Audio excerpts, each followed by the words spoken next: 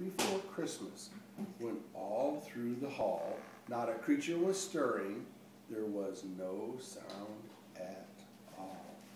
The fossils were standing where they always stood, looking out o'er a now fast asleep neighborhood. Neighborhood. And across the wide street, a small boy, tucked in tight, wished the museum's dinosaurs all a good night.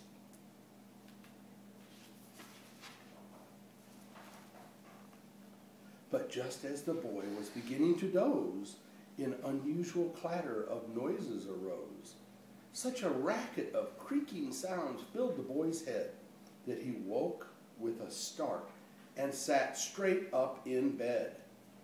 Peering out the window, he saw, clear as day, that the dinosaur fossils were starting to sway. Sway is when they turn yellow. No, sway is when they start to move.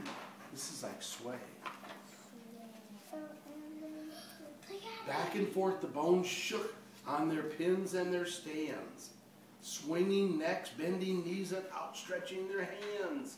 And believe it or not, it was certainly true that the dinosaurs' bodies were growing anew, sprouting rainbows of colorful feathers and scales from the tops of their heads to the tips of their tails.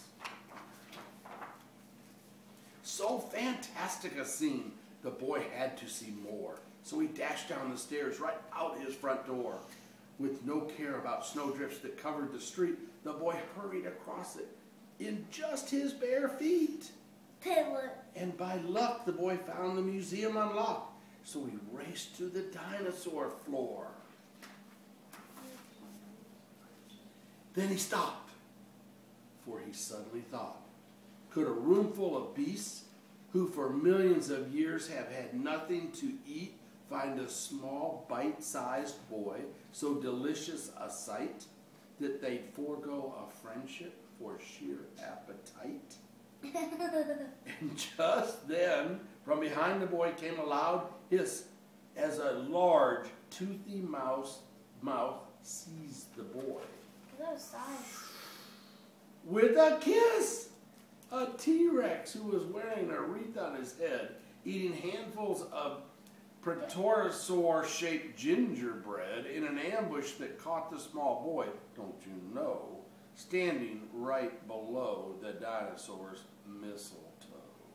You have to, if you're standing under the mistletoe, you have to kiss somebody. Right.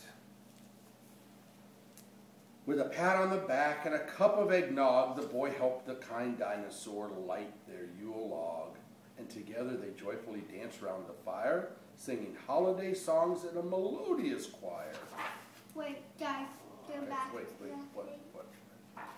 Guess what one is a T-Rex? T-Rex. That one. Yes. T-Rex. See his alarms? That's a T-Rex too. Okay. No, it's not. Then a band of small duckbills, all dressed up in holly, invited the boy with a gesture quite jolly to stand upon their heads and reach way out far and top their tall tree with a bright Christmas star.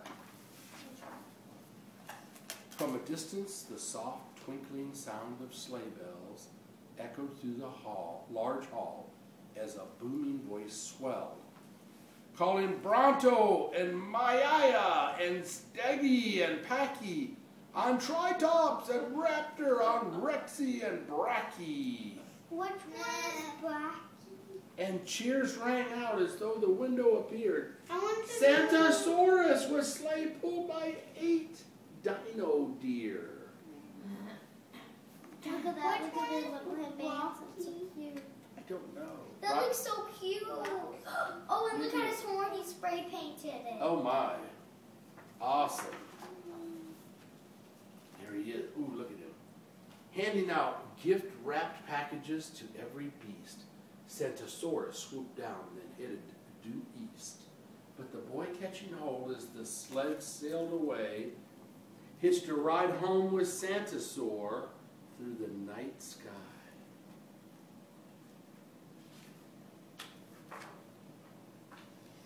Landing safe in his bed, on soft pillows of down, the boy waved as the Santosaur flew over town. And the Santosaur said, as he sped out of sight, "There's a dinosaur ball every Christmas Eve night."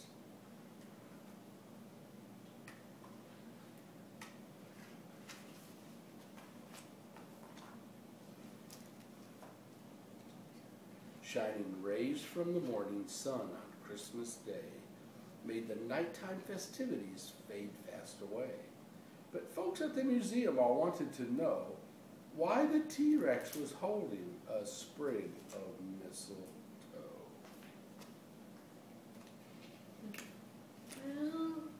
That mistletoe. Dinosaur, Christmas music, and read aloud. That's it. That's the end. Say thank you, Poppy, for reading a great book to. That's a nice one. That was Give Poppy a kiss, that Jack, was Jack, and so Madeline. Nice. Mwah. Mwah. I love you guys. I want you to. Now,